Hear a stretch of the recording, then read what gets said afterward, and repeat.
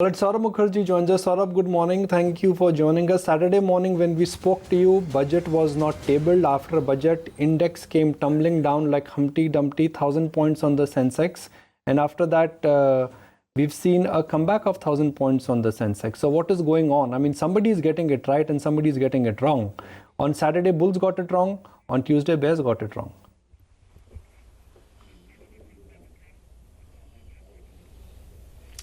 Look at one level, this just validates our thinking that the more you think about macro events and news flow, the less money you make in India. Focus on company fundamentals, focus on great franchises with strong cash flows, and you make money. And just to sort of think about it slightly differently, through all of this, as you pointed out, Nikunj, it went down, it went up. Through all of this sort of chaos, our CCV portfolio rose around 2.5%. So if you just stay invested in great franchises with outstanding cash flows, we were just discussing Titan, it is a holding in some of our portfolios. If you stay invested in franchises like that, you make money. The more you lose yourself in market noise and budget and RBI announcements and inflation and so on, the less money you make in India. For someone who's buying Nestle or any of these so-called consumer staple stocks, if I say that these are expensive stocks, I'm not sharing some, inside secret which is not there.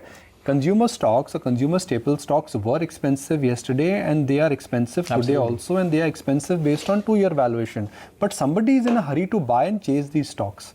So who is that somebody and why is that somebody buying these stocks which everybody says are expensive? And if you buy expensive stocks at these levels, according to your own analysis, 60, 70 times if you buy stocks, you don't make money.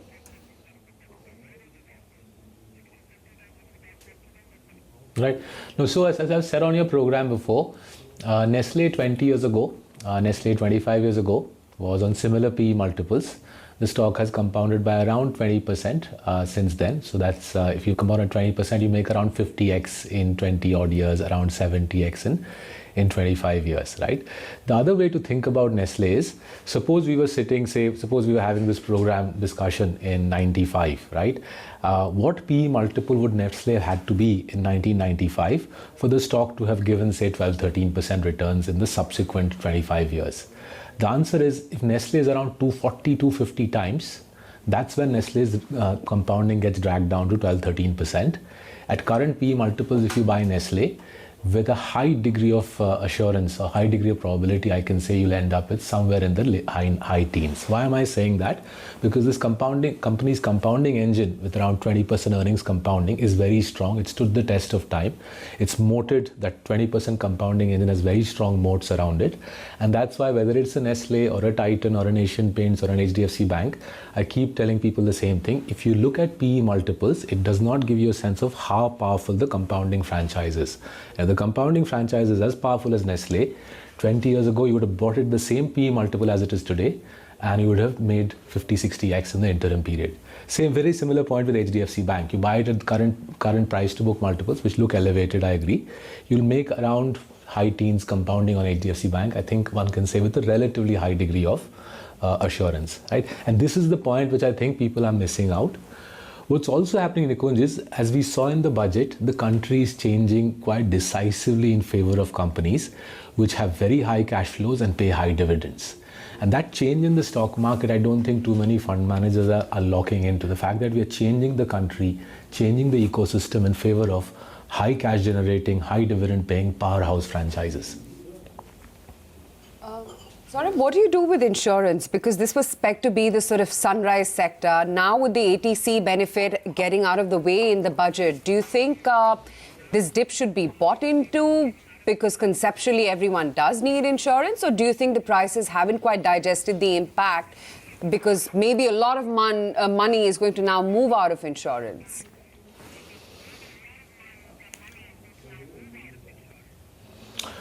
So look, I have to concede that we don't yet have any life insurance stocks in our portfolio. We have ICICI Lombard in some portfolios. I also am an ICICI Lombard policy holder. But generally, I think if I step back and look at insurance in totality, I think there's an enormous growth runway, and I really won't pay too much heed. If I was a holder in life insurance companies, I really wouldn't pay too much heed to the budget announcements about, exemptions and so on. I think the real growth blast up in life insurance is ahead of us. On insurance, more generally on financial savings, we are at where private sector banks were in the late 90s, all set for a 20-year blast up. There are high quality life insurance in our country. There are high quality general insurers in our country. I think it makes sense to buy them, sit on them for long periods of time and not really worry about events like Saturday. Because to take, say, one example, HDFC Life is no worse a company today than it was 72 hours ago. And I don't think HDFC Life's growth prospects have been dented one notch by the announcements on Saturday.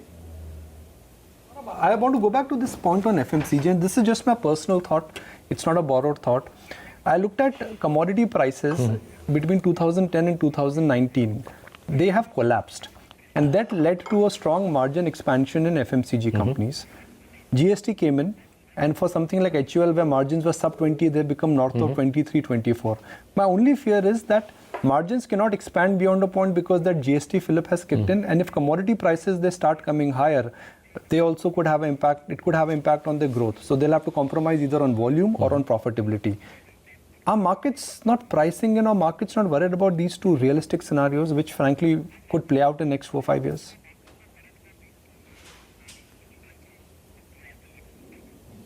So, you're absolutely right. These have been tailwinds of FMCG. I suppose what markets are saying is, just like these companies were able to capitalize on external circumstances such as the ones you mentioned over the last decade, it's equally possible, given the quality of the management teams that run these franchises, that they will capitalize on external circumstances over the next 10 years. And if you look at external circumstances around India, I think there's 2 or 3 factors which are playing out for FMCG more generally around discretionary consumption, which I think are very, very favorable for this entire discretionary consumption slash FMCG place. So whether I'm talking about Titan, Pidilite, Asian Paints, Nestle, or indeed say stocks like Britannia, right? Which is that as you formalize this economy, GST is one of the key drivers of formalization, but there are other drivers of formalization such as our road network, our airline network, our e-commerce network.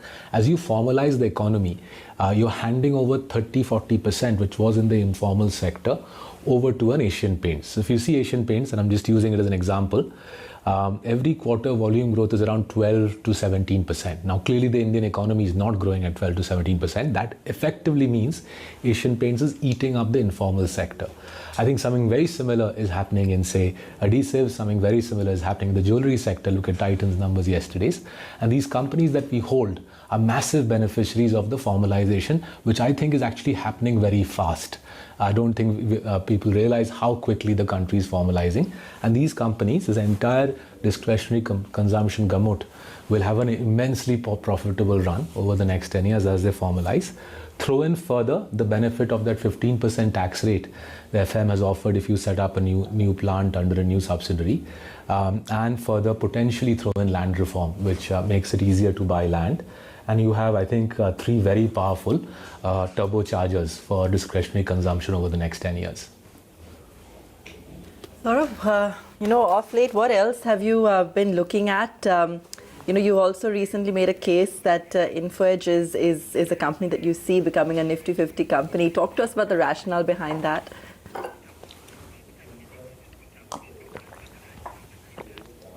Sure. So I think what we've looked for consistently in India is dominant franchises which have a sort of Himalayan barrier to entry around the cash generation machine.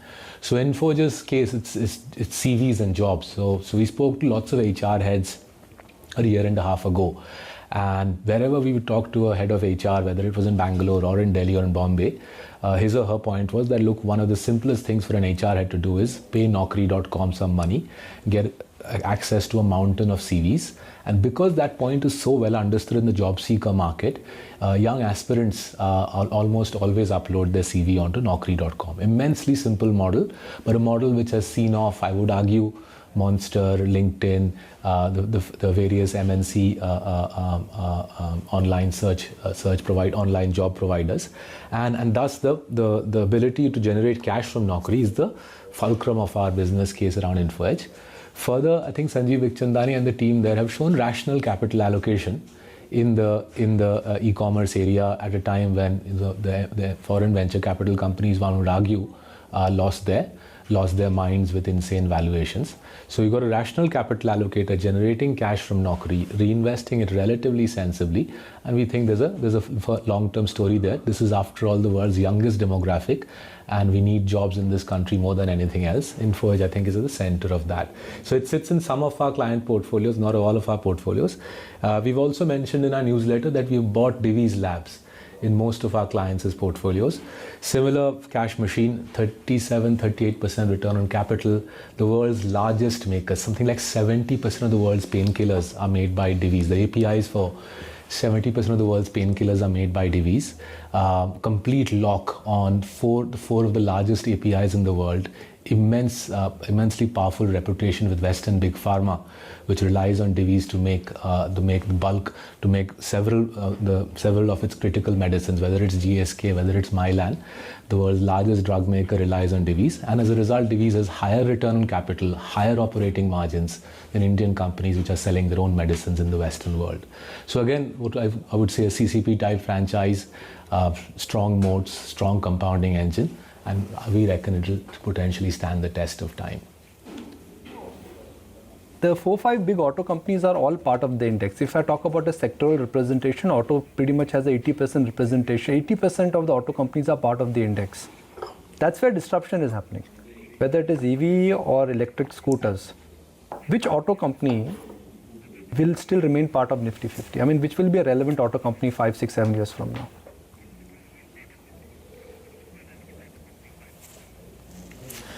So I think the same article which you folks were referring to earlier, we've sort of highlighted there a firm like Eicher Motors.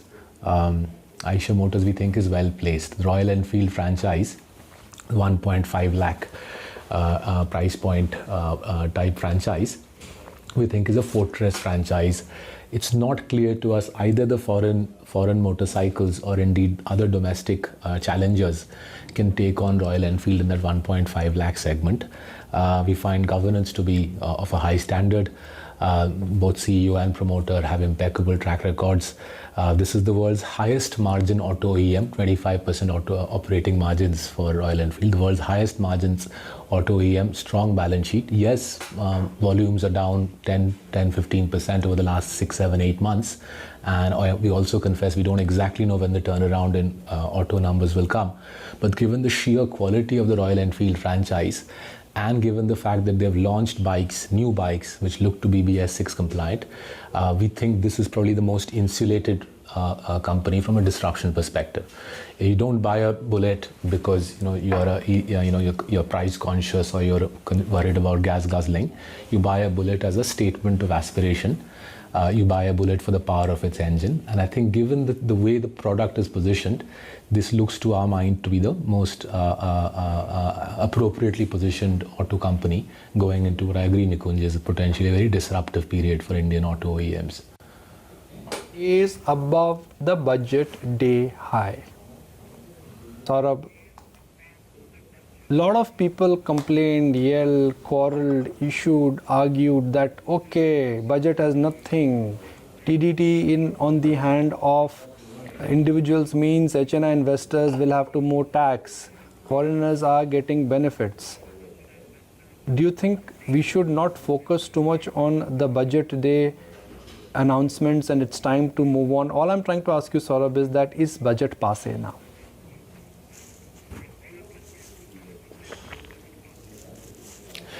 I would think so. I think even when I was in your studio on Saturday morning, I was making the point that, and I think, in fact, Nikunj, not only was I making the point, you spoke to, I think, a gentleman called C.K. Narayan. He was making the point to you, showing you some data, that over the last 20 years, the data suggests that the budget has become less and less relevant for the Indian stock market. Now with GST there, with a proactive government which makes policy announcements every month, stuff like the corporate tax announcement happening 6 months before the budget, one really has to question why investors lose so much sleep about the budget. There's plenty happening in our country, some of it good, some of it bad. There's lots of opportunities to make money. I don't think too many of these opportunities are affected by what happens on budget day. Okay. Saurabh, thanks for joining us this morning. Good chatting with you. And soon after budget to get a sense of how things, how the dust is settling. Have a good day.